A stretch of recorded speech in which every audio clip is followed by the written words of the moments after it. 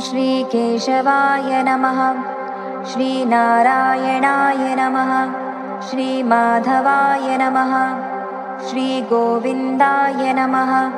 श्रीविष्णवे नमः। श्रीमधुसूदनाय नमः। श्रीत्रिविक्रमाय नमः। श्रीवामनाय नमः।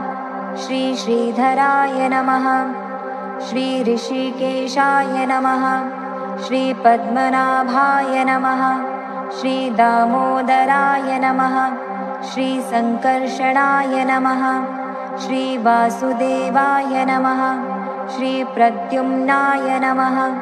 श्री अनिरुद्धाय नमः। श्रीपुरुषोत्तमाय नमः। श्री अधोक्षजाय नमः। श्रीनरसिंहाय नमः।